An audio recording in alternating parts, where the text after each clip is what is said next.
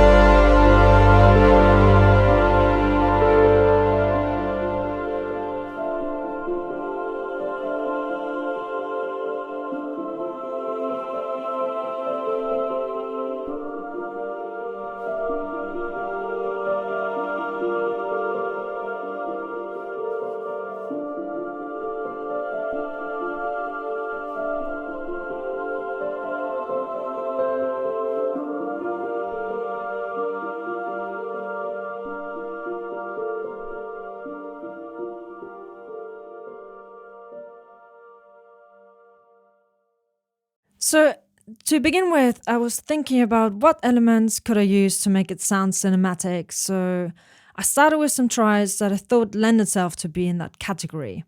And I mostly used as a basis a D minor chord, B flat major, C major, and then in the intro I also have a G minor and then an A major. I thought I played these chords as a swelling ostinatum with some strings, something you still hear very often in a score.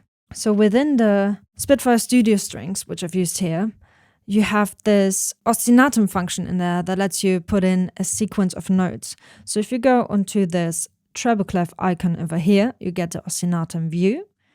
And then it lets you program in different note lengths. I just went for straight eighth notes over here. And what's great about this is that you can, to each of these individual notes, you can add a different velocity, which have done create that swelling sound.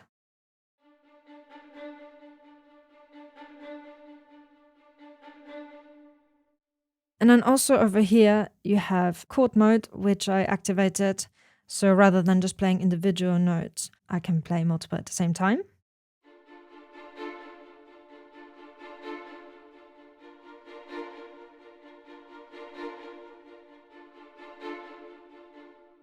So it's great to have that velocity option over here, but I wanted to control it a little bit more.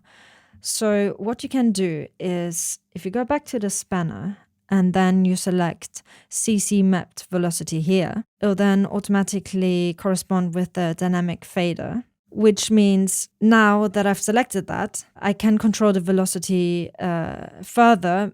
Go back here, it will keep that velocity shape that I programmed in, but I'm kind of just moving it around. So just to demonstrate it.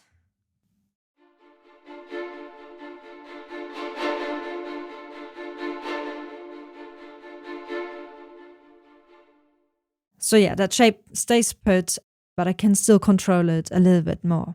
One other thing that I wanted to make sure of is that when I'm playing in the chords, I didn't want to go over a certain velocity because it would have sounded too harsh for what I had in mind for this particular piece. And to prevent me from doing so accidentally whilst playing, in Contact, you can go to automation, go to MIDI automation, and now because we've linked our velocity to the dynamic fader, if you now go to the CC1 dynamics, down here you have a from percentage and a to percentage, and a to percentage is usually on 100. I've just turned it down to 80.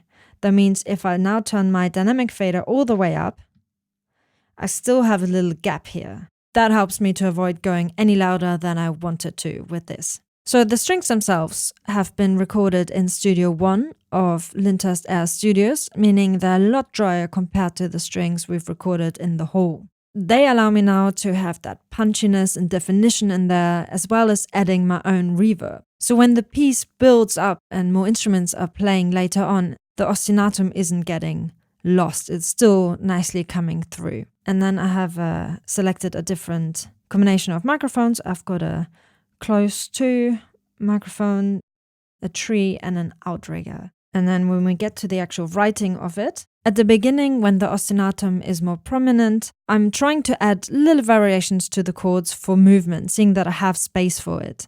Because later on, when it gets busier, it becomes less focused on ostinatum, so I'm straight up playing the triads.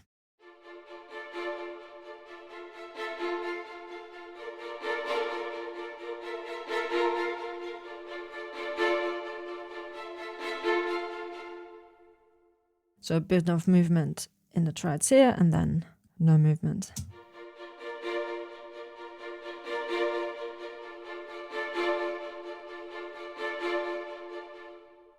So that just serve more as a rhythmic element to keep the pace. On the violins down here, I have a lingering pedal note for suspension.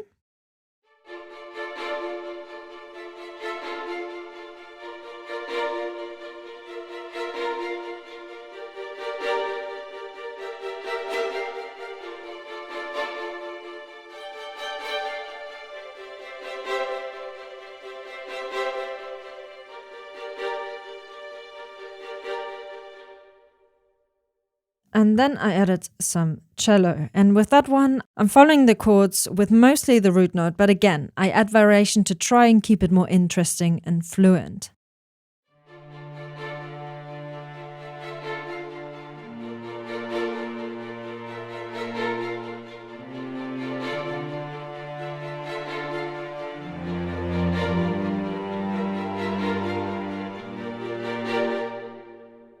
Playing different bass notes underneath the same chords nicely pulls it into a different direction. Later on over here, I'm introducing the bass, just doubling up the cello to just give it more depth.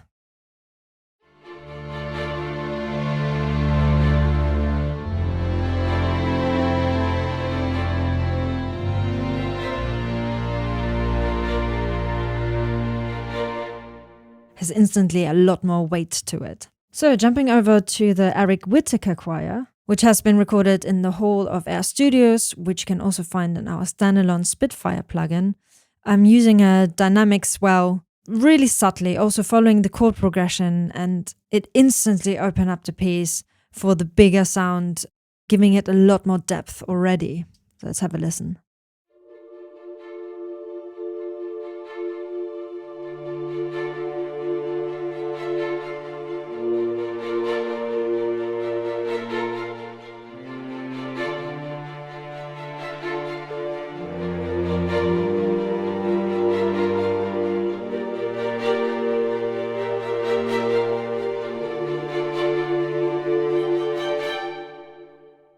Already makes a big difference. Then later on, when I've built already with some other instruments, I'm changing the patch to an open vowel.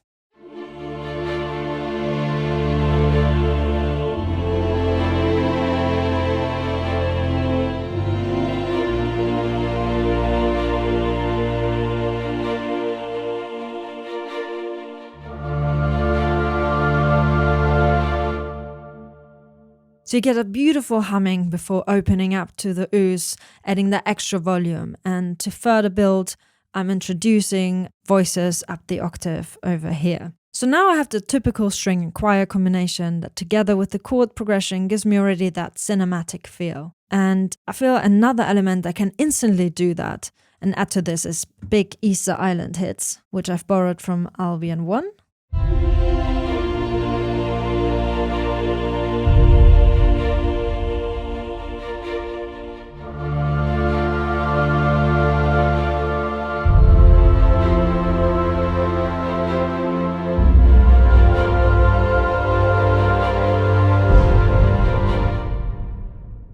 I think they make a massive difference and really add that widescreen feel.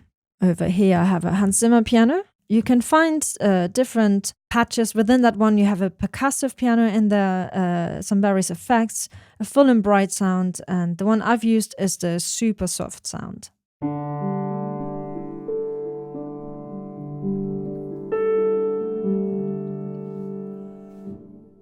Has a really soft and lovely tone, complementing the piece in the background. And you can also find a pedal noise option there, which I've turned down just because I feel that it could imply something more intimate, but what I'm trying to do is make this sound overall more grand.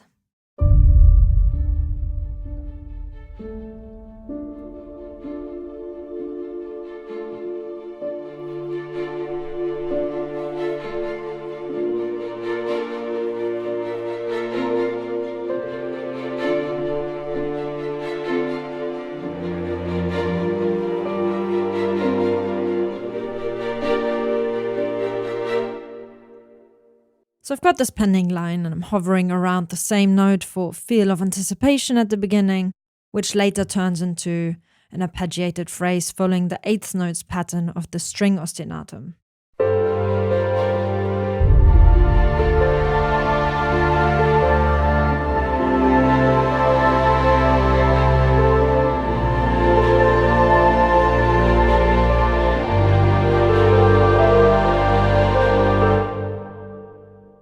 Once I played that one in, I felt it could have more drive, and something that can help is a sine wave. So I'm using the EXS24 and just supports the bass line that I have. So I'm just following what I've played in with the cello and the bass.